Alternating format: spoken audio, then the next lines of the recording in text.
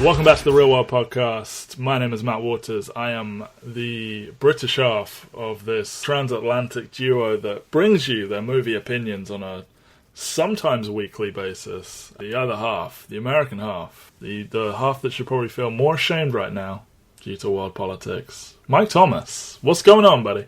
So an interesting thing to me that's going on is that I see a lot of journalism type people celebrating the work done on uncovering more and more details about the Russia connection.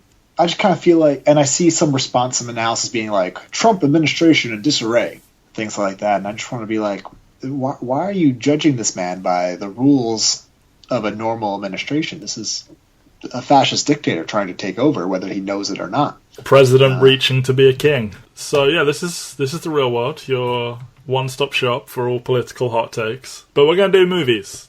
Just this time, okay? Just this time. More specifically, this is yet another episode of the Tape Crusaders. I promise there's only one more after this. You know, this kind of started as exclusively an X-Men podcast, and then Batman. And we dipped our toe and we did Star Wars Rogue One, and we did our big Oscar cast. Go listen to that if you haven't. All 9 films of the Best Picture category discussed. But I think we might want to branch out a little bit, mix it up a little bit, not get into one thing for an extended period of time. But before we can experience that freedom, we must delve deeper into the night with the Lego Batman movie. I don't really need to give much background. They made the Lego movie. That made a ton of money and was really good. Batman was a character in that. He went down really well, voiced by Will Arnett. So they gave him his own movie. And that's this. So when we started this, you were very much looking forward to Lego Batman, and I think we kind of agreed quite early on it would be, if not the last episode, one of the last. So what was it about the kind of, the marketing, the trailers, the pre-hype that got you so pumped for this film before it came out? Actually, oddly enough, I found most of the trailers discouraging. I didn't find them I didn't find them particularly funny. I was getting a little bit nervous about what the state of the film would be, and it seemed like a great 10-minute joke in what actually the Lego movie, which I was a little underwhelmed by, but I think that was more of a result of the hype than anything else, because I just felt the story itself was so weird and generic. It is a bit of a weird film, yeah. But anyway, so the Batman component of it was probably my favorite tangent of that story. Yeah. So I was pretty excited, on that to see, okay, what's this going to look like as what I assumed it was a 90-minute movie. It's just about a 90-minute movie. And also just because the live-action Batman movies are going in such a dumb direction, like yes. in an accidental way, it was nice to see one that was going to try to be dumb in a funny way. And I think the film largely succeeded on that front. It was dumb, and it was funny for how dumb the story was and how dumb they made everyone in it, etc., etc., etc. But yeah, I think it was just like a nice little, not an antidote, but they injected some brevity. Yes, a breath of fresh air in the smoky filled room that is the DC Extended Universe. Well, that is slowly imploding on itself. Which we will come back to later, and I'm sure Mike will say, and that's what they call a callback, or something like that. You like to do those sorts of things. I'm not against them myself. I remember when I saw the Lego movie, I had a very intense positive reaction to it when I saw it, and sort of 24 hours afterwards, I was like, oh my god, how good's the Lego movie?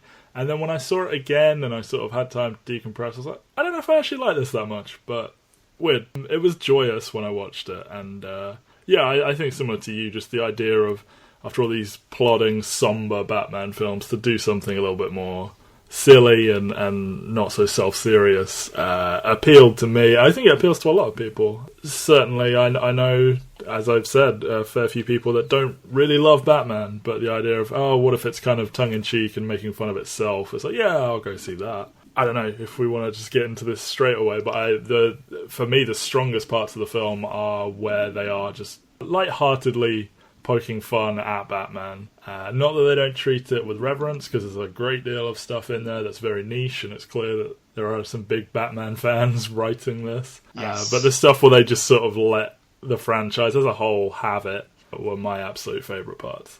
Yeah, it's. And I actually think it's incredibly relevant to our continuous theme of this podcast, at least where we've taken it in the past 5 or so episodes ago, which is how does this story interpret Bruce Wayne, the human being? And it's a fairly hilarious and appropriate takedown of the character. It basically examines Bruce Wayne if his words were just as self-absorbed and obnoxious as a lot of his actions were in stories of Bruce that are not meant to be takedowns of him. You know, Bruce is an inherently selfish character. You know, as I wrote about in Under the Red Hood, and as we discussed in Under the Red Hood, I've kind of come to the conclusion that with the Batman story I think we need, it's more of a long-form one where he recognizes that he created the Joker, he thus kills the Joker, and then turns himself in. I feel like that's the ending. I need that version of Batman to exist in a really well-done way. I mean, if you want me to write it, I guess I can. When's your birthday? It's literally tomorrow. What? Oh, but that's why we're recording on Wednesday. Oh man, I'm sorry. I didn't know. I can try and bang out a script overnight if you want, but yeah, I don't put it on the Facebook, so it's okay. I forgive you for that. I'm the same.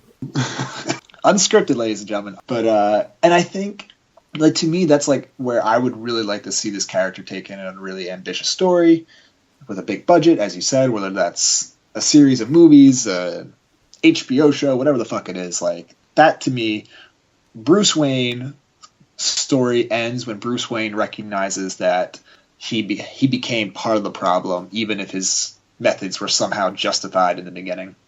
That's why you have characters like Robin. They help him check himself. Yes. It's probably going to be easier for me to write a film overnight than a 10 episode series, so I'm probably going to do that. But okay, you know, sounds good. I mean, and this movie basically just asks, okay, now what if Bruce Wayne was just as fucking obnoxious as the worst interpretation of him can be? And it's hilarious. Yeah. It's really fun. I mean, Will Arnett. Yeah. I'm not saying, I don't know if I want to see a live action version of Batman with Will Arnett. I think he would be comedy. A really good sort of sequel to Batman 66, you know, like somewhere halfway between the two tones. Yeah. Yes. I feel like, because one, he actually has the look where he could pull it off just well enough. Like, he's got the right size for it. He could pass as like some corporate executive. He could pass as a billionaire playboy. Like, he's just, I don't know, but I kind of want to see what happens. I kind not of as much as not as much as I want to see a '66 remake with Jeff Goldblum, but you know, this one's up there as well. Basically, this whole movie is about Bruce Wayne learning to stop being a fucking dick all the fucking time. It's half about that, and the other half is about this. It's treated. It's kind of a joke. Joker and Batman kind of as a love story, but twisted around, wherein Joker is offended that Batman doesn't think he is his greatest enemy, and he is basically vying for his attention and for him to admit and say those words he's longed to hear, "I hate you," and it kind of works weirdly. Yes, oddly enough, and it actually kind of gets to another issue with Batman where Batman is so stubborn to think that he's for the greater good, but he's driven so much by personal animosity and he can't recognize that. And I don't know if that's what the film is going for, but I think that interpretation's there in this film, that he can't recognize how personally involved he is, because that means acknowledging how much of a part he's been in creating the toxic atmosphere of Gotham City. But yeah, I mean, other than that, the film is basically just a bunch of gags and references. Yeah. The shark repellent spray. Nice job. Deep cut. Deep cut. Lord Voldemort, didn't expect. Yeah, so buddy of mine who has come to learn your sensibilities through this podcast, he predicted you would strongly object to these sort of non-Batman characters. You know, Voldemort's in it, King Kong, a whole bunch. Sauron, yes. The Daleks from Doctor Who. Yes. Yeah, so he predicted you would not enjoy that. It's not that I didn't enjoy it. It seemed like... I would actually say I probably enjoyed it less than you did. Like, it's funny. Yeah. It's like, oh, cool, it's Voldemort's funny. here. But then it's like, why are we doing this, though? I feel like with Lego Batman's answer should almost always be, why not do these things? Mm-hmm. And I think in this case, because they so clearly want to not have this be the only Lego Batman movie, I'm surprised they went in this direction in the first one. Well, I think they kind of backdoored their way into Lego Movie 2. Like obviously it is specifically dealing with superheroes and then also these, nerd fiction, but it kind of is a Lego Movie 1.5, or whatever you want to call it in some ways. Yeah, but I feel like, we're going to get another Lego Batman movie. Do you agree? Sure, for sure. Yeah. So it just seems like the movie where you bust out literally some of the most iconic villains ever, you probably maybe should have waited one more. Yeah, and I would think. I feel like you could have gotten away with just it being every single Batman villain ever but in this one. But that's the thing. I've loved the opening sort of 20 minutes. The opening scene, and then Joker's big plan of here's every Batman villain, down to the obscure people, like the very real Condiment King.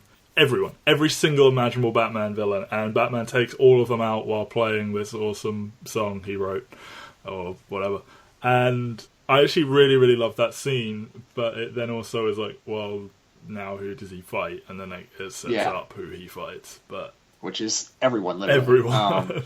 Not just every Batman villain, every villain. And, I think that's really cool, but it just seemed early, considering that I know there's more on the way. I agree with you. It does seem like a big thing to build to, but, I don't know. Maybe they should have done a slightly smaller film the first time around and then built to that, but... I don't know. And by smaller film, I'm saying big of an impression as they can straight away, and people are quite cynical when it comes to obvious franchising and whatnot. Yeah. So I think for me, it's like I don't need every movie to be a franchise, and I'd be more than happy if this is the only Batman Lego movie. But if you're going to do more than one, you should have some sense of building to something. And I guess maybe the next one is like Batman and Superman. I can see them being in that direction. They cut a bunch of, well, not a bunch of, but definitely in the trailers there were shots of like the Justice League running down a corridor, and those are nowhere to be found in the film. So I wonder if they will do a sort of Lego Justice League type.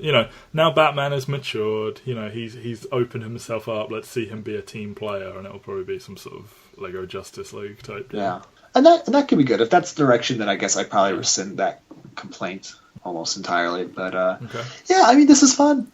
So the voice cast for this is insane, but I both like it and have an issue with it at the same time, because, the big people, Will Arnett as Batman, Michael Cera as Robin, in a wonderfully sort of campy send-up of what most people's impression of Robin is. Ralph Fiennes as Alfred, good sort of dour English Alfred. Not playing Voldemort, though. No, that fucked me up. I was like, wait, what? I was sure he would be Voldemort, but no. Rosario Dawson as Barbara Gordon, which is fine. Zach Galifianakis as the Joker. I didn't really love it. It's not bad, but it didn't really... I don't know. Maybe they were trying to not make it too ostentatious. I don't know. But then you go through all the cameos, and it's like Jenny Slate, Harley Quinn, Conan O'Brien as the Riddler, Billy D. Williams as Two-Face, Jason Mantzoukas as Scarecrow, Doug Benson as Bane, Zoe Kravitz as Catwoman, Garfunkel and Oates as Clayface and Poison Ivy, Eddie Izzard as Voldemort, Jermaine Clement of Flight of the Conchords as Sauron, Seth Green as King Kong. It goes on and on and on. Mariah Carey as the Mayor, Channing Tatum as Superman, Jonah Hill as Green Lantern, Adam Devine as Flash. A lot of these people have one line, or very few lines, and I just wonder how much of this enormous budget was spent on just getting these people to come in and read one line. Because it cost $80 million, which is $20 million more than the Lego Movie, and some of the animation sequences are kind of complex, but does it look like like $20 million more dollars are on the screen to you throughout the film? No, but I'm guessing because it's probably the same team, and not just with the writers or directors, producers. I mean, like the actual physical labor, or like the computer labor, I guess in this case. Yeah. Everyone's getting raises. All the actors who are reprising the roles are getting raises. I mean, that would be my reasoning. I mean, everyone's getting raises. It's cool that Billy D. Williams got to be Two-Face again. Doug Benson does a really good Bane, sort of Tom Hardy knockoff impression. Jenny Slate, I think, is a decent Harley Quinn. But some of these people, it's like, why did you get them to cut? Why the fuck is Mariah Carey the Mayor? Yeah. I mean, I don't particularly I'm sure care. They didn't cut them $1 million each or anything like that. It's just some part of me is like, why did you bother when a lot of these people have one line? But I'm nitpicking. If the movie was something like where I would question its long-term feasibility, that would be a concern of mine. Like, if I thought, man, this really, really great little movie blew too much of its money on its cast, and now I'm not going to get more movies, then I'd be concerned, maybe. But in this case, like, okay, if you want to blow some money on it and cut into your profits, who am I to judge you? I just almost wish some of them had more lines, or they didn't get famous people. I don't know. Yeah, I think it's got some really good little jokes. Robin introducing himself as Richard Grayson, but the other kids call me Dick, and then Will Arnett just being like, well, kids can be cruel. That made me laugh quite a lot. Again, lots of like really deep cut Batman jokes, going through all of Bruce's phases and referring to the different films, and you sort of see a lot of them recreated in Lego form, and I got a kick out of that. For me, just, I don't know, from about where the Joker hands himself in as part of his plan to get sent to the Phantom Zone and get these other villains, that's kind of where it began to lose steam for me, and I found sort of the big battles kind of underwhelming. I was just like, things are happening, it feels like they're moving a bit quickly, but hey, and then they save the day. It's like, okay. I just wish that it had maintained the sort of the pace and the vibe of the first half hour, personally. But I'm probably asking too much of what is, you know, as much as adults are going to enjoy it, it is ultimately sort of a children's film, and I'm going at it like this. Yeah, if you're looking for something to really transcend Batman or superhero movies, you're not going to get it here. You are going to get a pretty fun diversion, though, for about 90 minutes. And, you know, there are worse things than that. Yeah, that's true. Better than Suicide Squad. Yeah, I mean, we have completed now our Batman movies list, we should probably... I'll just rank them on the spot right now. Okay. Batman Begins, The Dark Knight. Under the Red Hood. Under the Red Hood. Oh, shit, I forgot about all the animated ones. Dark Knight Rises, Lego Batman. Oh, wait. 66 Batman, Dark Knight Rises, that's way Lego Batman. The rest would be not applicable. Year One, man. Oh yeah, Year One. I put Year One after. Really, I'd put it after this one. Really? Okay. I like Dark Knight Returns as well, but you don't. Yeah. I hate Batman 66. I hate Tim Burton Batman. You're a fool. I don't hate Batman 66. I can't summon the ability to feel strongly about it. I'm like, I don't hate it in the way that sort of aggressive nerds like reject it, and it's like, that's not my Batman. But I also can't be like, oh, I love Batman 66. Sorry, bro. Yeah. Sorry. So there's a loose ordering. Will you go with me as Batman Begins number one? Or are you sticking with your 1A, 1B type thing? That's a tough one. I'm sticking on 1A, 1B. For years, that would have been the narrative. Like, oh, Dark Knight, best. Everyone who says Batman Begins is better is a fool. And then from literally doing this podcast and sort of taking note critically of the choices made and the story told, I was like, Batman Begins is better. You know what? If nothing else, these podcasts have been a worthy use of time because it makes you respect X-Men 1 and Batman Begins just a little bit more. That's true. That's literally true. I didn't think much of X-Men 1. Like, I didn't not think much of it, but I was like, X-Men 1. But then X-Men 2. And then from watching, I'm like, you know what? X-Men 1's pretty fucking good. Yeah. All right. This half-ass rankings has run its course. Or do you have more to say? No. I didn't think this would go very long. What can you say? Yeah. It's a lighthearted kids film with some pretty cool animation and some funny little jokes. And what are we going to do? Just recite all the jokes? No. What we can say, though, is Ben Affleck is trying to get out of the DC Extended Universe. As we've been calling for weeks. Yes. I think you more so than myself, you also had just more details of the situation than I did. I assumed he was contracted for at least a second Justice League film, but that is not true, according to Matt Waters. I don't think so. I think it's a 4-picture deal, including The Batman and Justice League. I would imagine at some point when their plan was still Justice League Part 1 and 2, he doesn't do Suicide Squad, and then your 4 are Batman vs. Superman, Justice League 1 and 2, and The Batman. Great call on using one of those 4 on Suicide Squad. Not even something they were actively campaigning. I think his inclusion makes that film better. It does make that film better. But, I mean, obviously we're talking relative terms here. 1, better than what? Better than if it didn't have him in it, but was otherwise the same. 2, I actually think he only has one scene with dialogue, and I think his delivery is pretty bad. Just a second. Okay. I think his delivery is pretty bad in that scene and very stilted. Yeah. Like, it looks like he showed up to set one day and, like, didn't have time to get into character or whatever the process was of him filming. Yeah. I just was like, God, this feels wrong and off and everything. But, I wish he'd only appeared as Batman and not had a single line of dialogue. Yes, that would have been preferable. Yeah, I think just seeing him from the villain's perspective, it kind of fleshed the film a bit, made it feel a little bit more legitimate. Anyway, he is doing his damnedest to get out of this potentially career-killing mess he's gotten himself in for, because I'm trying to think back to when he was announced as Batman. Had Man of Steel come out? Yes. Okay. This was... And, like, some fools like that film, so I guess that wasn't an immediate red flag, but... No, I mean, this was Affleck cashing in on the Argo credibility. He had built up so much, or goodwill, I should say. He built up so much goodwill and restored his image so much. DC had to make a Godfather offer for him, like, to get him to sign on. And I think he now just realizes it's not going to get any better.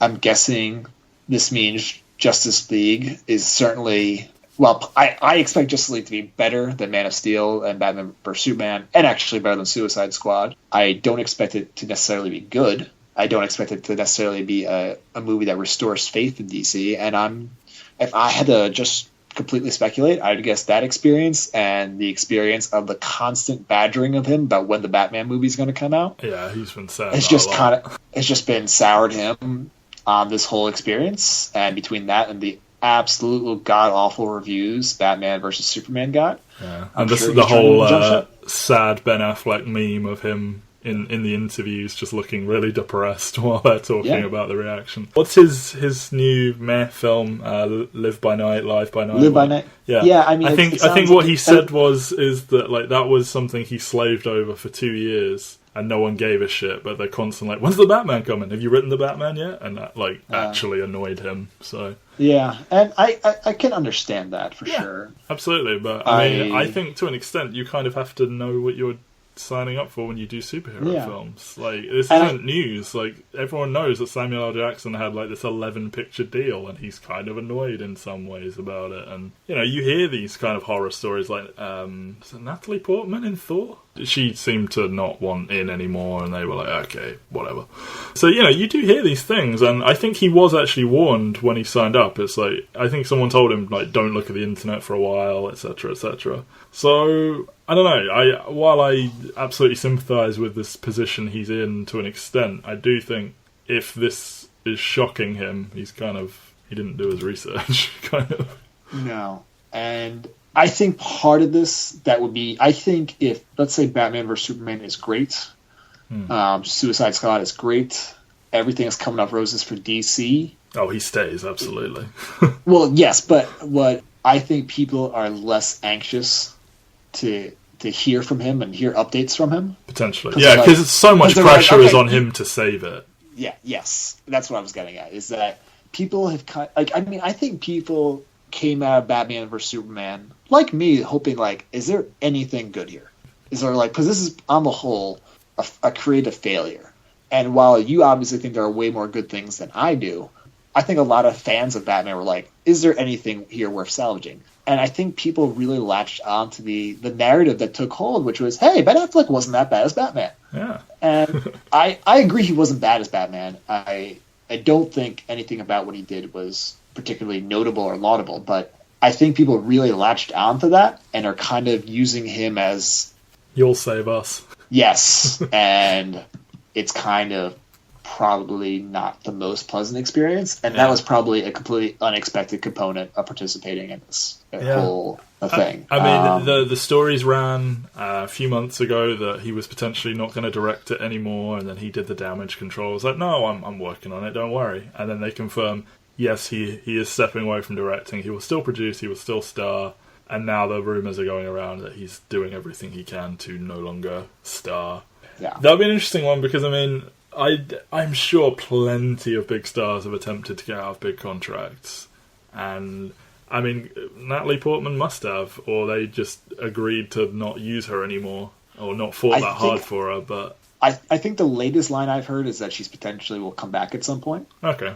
I'm guessing they did not terminate her contract. If I like, this is total speculation. Yeah. I'm guessing they felt comfortable enough to move on with the next one without her, without terminating the contract, to see if that was something they could cash in later on. Sure. And I'm sure she was fine with that. Like, again, that is total speculation. That's just my logical inferencing from what's going on. Yeah. I just genuinely wonder if he has the clout, the sort of the pull, the fame to take on Warner Bros. And get out and breach contract. I think what will ultimately happen is he will do it, but that will be it. Because if it is actually a 4-picture deal and he's already filmed Justice League, he literally just has to do the Batman and then he's out. And he can give the most contemptuous performance in the world if he wants to.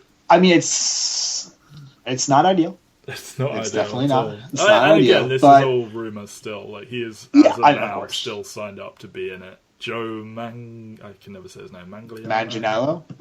Yeah, whatever. He's read every Deathstroke comic in the world, apparently, and he's psyched to play that. And some say Suicide Squad might have been better if he had been in that and they had been competing against him for a mutual thing. But who am I to say anything?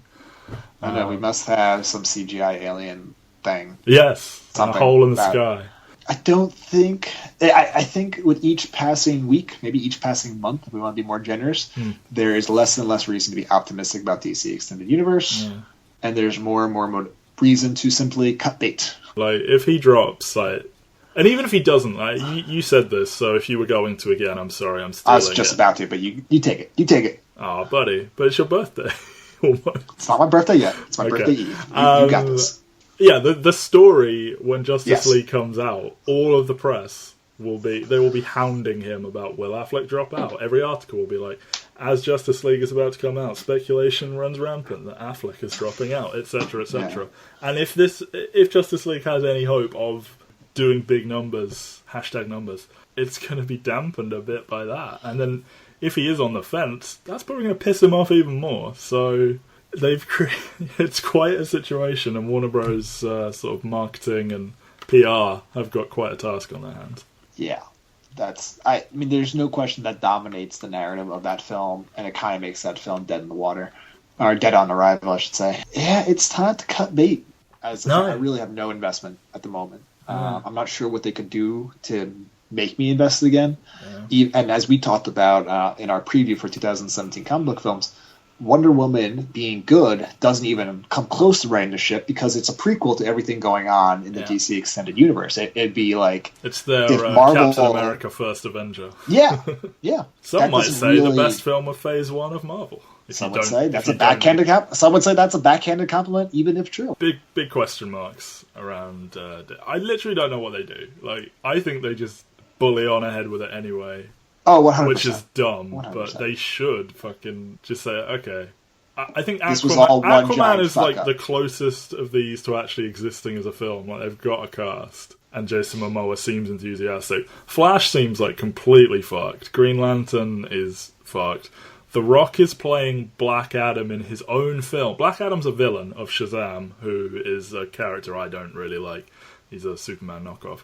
Black Adam is his nemesis. They got The Rock to play him. They cast this ages ago. And now, after a meeting with DC, he's getting his own film. So there's going to be a film starring a villain doing God knows what. Yeah, like, Green Lantern isn't written... there's no way Cyborg gets a fucking film. Like, they probably just roll him into another one. It's just a mess. Like, I really don't know. Like, maybe just cool it and lean into the TV shows that are popular if mediocre. Yeah, I think... And this also gets to our point, is that what's going on with Marvel intentionally and DC supposedly unintentionally is that there's one vision dominating the look and tone and feel for all the movies. Yep. And with Marvel just chose the most inoffensive one possible, and DC just chose the most like unpleasant one possible. Yeah. And I know DC is claiming they're trying to give their directors more autonomy over their movies, but it's not translating on the screen. And meanwhile, you look at what Marvel are doing when they're casting for Black Panther and all those. Like, Black Panther for me is the one I'm sort of most excited about of the sort of solo films. Like, I think that's going to be really different. Brie Larson in Captain Marvel with a supposedly female director. That's probably going to be quite interesting. And yet they're still making, big films like Avengers, and Thor 3 is probably going to be huge. And popcorn flicks like Guardians of the Galaxy. They can do it. They're kind of doing what they want, and it's all going exactly as they'd hoped. Oh, plus now they've got Spider-Man to play with as well, and Ant-Man was a hit, so now we're doing another one of those. Like, they can't, they're tripping over success.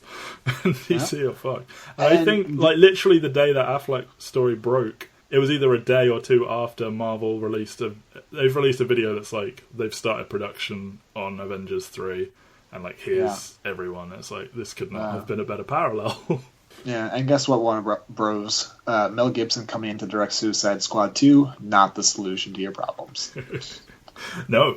Notable racist, Mel Gibson, who you can hear our thoughts on in the Oscar cast. Jesus Christ, like, the hits just keep on coming. They do.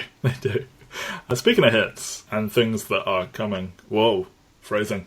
Our next episode will be looking at Batman the Animated Series. Finally, we're going out with a bang. The most acclaimed Batman project there is. I think that's safe to say. So we will be looking at it, and it's going to be interesting how that discussion takes form, because, you know, we're talking about a 65, or I don't know, I can't even remember, like 85 episodes of television. And obviously we're not going to watch all of them, so to kind of inform our discussion, Mike and I are watching 15 of the very best episodes ever. Some part of me thinks we should probably watch like a train wreck of an episode as well, just to get a real feel for it. But either way, we're going to watch them. The list is as follows: Almost Got Him, Heart of Ice, Two-Face, Robin's Reckoning, Mad Love, Feet of Clay, Over the Edge, The Demon's Quest, Joker's Favour, Perchance to Dream, and The Trial. Several of those are two-parters, so that is 15 episodes. That list, if I have spoken too quickly for you and you don't want to rewind, is available at entertherealworld.com. Article called Whatever Will Happen to the Tape Crusaders. Yeah, I'm very much looking forward to it. I have my doubts that you were going to watch 15 episodes of this by next week or whenever we record, but... I think they're all literally on DVD sets that I own, so I really have no excuse, but, you know... I don't know, man. I will find one. A couple of those are from the new Batman Adventures, which is... They sold it on DVD as Volume 4, yeah. Okay, I don't have Volume 4 then. I'll have to look those up. Yeah. But, yeah, I have no excuse not to do this. It just seems much more daunting than it actually is. Yeah, exactly. Like, they're very individual. There are some sort of character moments that build, but generally the narratives are self-contained, and that is arguably one of the strengths. But we'll talk about that next time. So I think watching just these, like, the best of the best, we can get a really good feel for it and get some discussion. I actually have no idea how that's going to go, because, you know, it's like, so this whole show, what do you think of it? Rather than focusing on key beats. But we'll see. That is our challenge. We are everywhere on the internet: SoundCloud, the Twitter, the Facebook, the YouTube, Stitcher, entertherealworld.com, Mike and Matt on SoundCloud. Go everywhere. Do it all. Listen to the show. Watch the show. Talk about the show. Share it. Do things. Engage. Hashtag content. Hashtag brand. Happy birthday to Mike Thomas, who will have had his birthday by the time you hear this. Yes. Yeah. That is true. 1 year older. That is how time works. That is how time works. You can't explain that, as Kevin Ford would say. That's science. That's science. Yeah, okay. We're going to get out of here now. This episode was mixed, I feel.